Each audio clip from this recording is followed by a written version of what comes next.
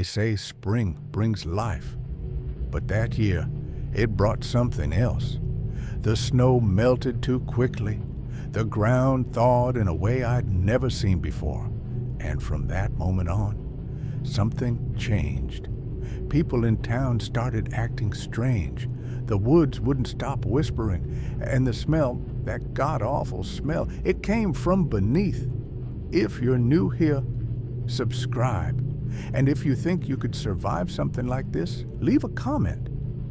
Because I barely did. This is a true story of what happened to me in the spring of 2021. I haven't spoken about it since until now.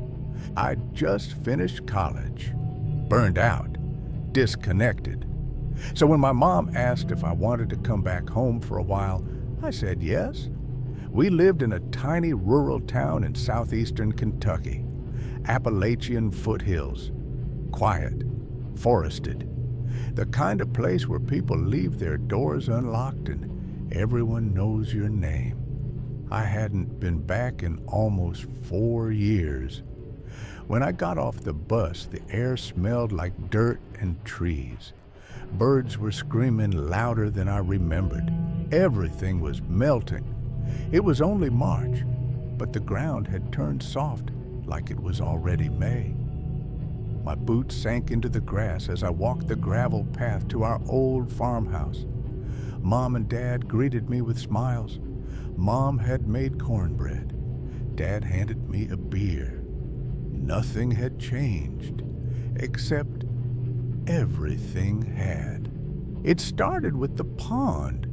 Out behind the house, there's a small patch of woods, and in that, a pond we used to fish in. As a kid, I'd seen frogs, turtles, snakes. But that first night I went walking back there, something was wrong. There were no frogs, no insects. The water looked too still, and it smelled like decay. The next day, my mom said the church down the road had asked if anyone had seen missing dogs. 4 pets had vanished in the past week. Later that night, I heard the first whisper. Insert image prompt.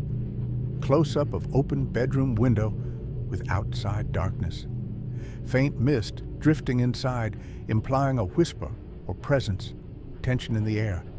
Cool-toned lighting. I was lying in my childhood bed. Window cracked. The spring wind carried a sound that wasn't wind. It was slow, rhythmic, like someone exhaling under the earth. At 3:17 a.m., I checked the time. I heard it again the next night. This time, it was closer. It sounded like breathing, but longer, slower, deeper, like the lungs of something old, something vast. The house creaked with every gust of wind, but that noise, low and even, didn't stop. Insert image prompt. Perspective from under a wooden floor. Shadowy figure above casting thin streaks of light between planks. The boards creaked. Feeling of presence.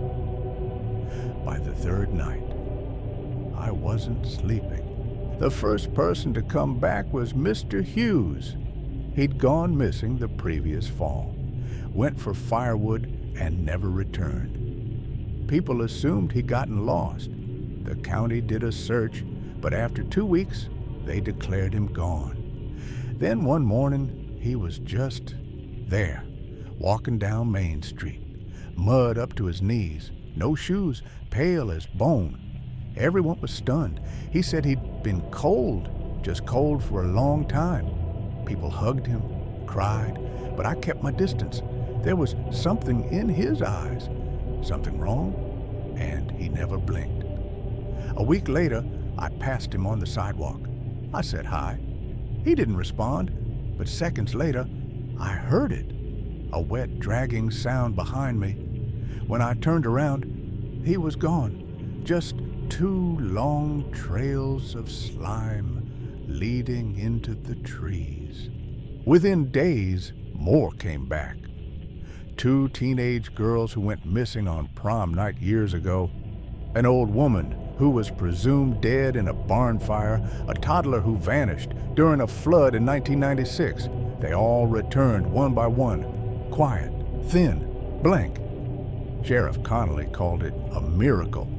The spring rising, he said. But my dad just muttered, "That ain't them." And I believed him, because I saw what Mrs. Brewer was doing in her backyard. She wasn't gardening. She was digging with her bare hands. And what she buried, it moved. Later that week, our neighbor's son vanished, 8 years old. His bike was found near the pond, blood on the seat. A few nights later, I saw something with his shape in the water.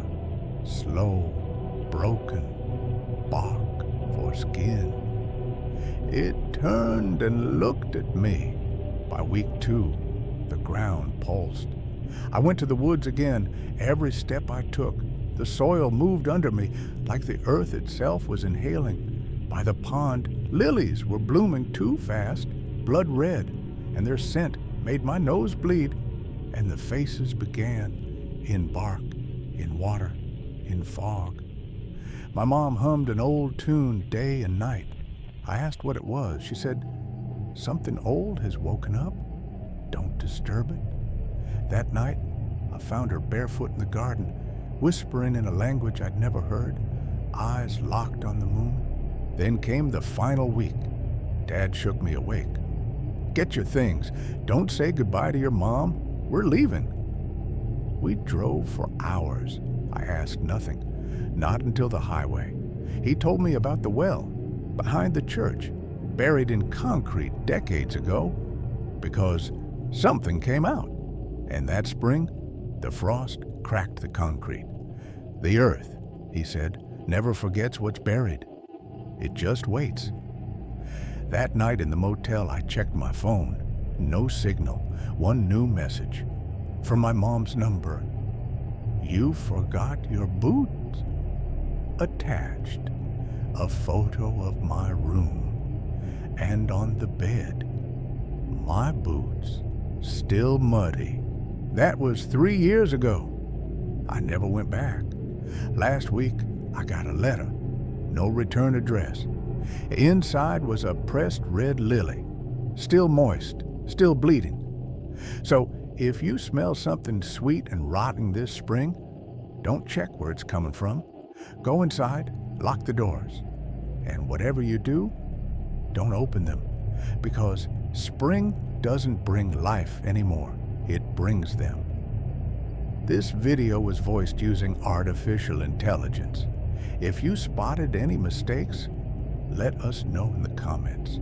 And if you've listened this far, you're one of us now. Subscribe, because spring never ends. Flower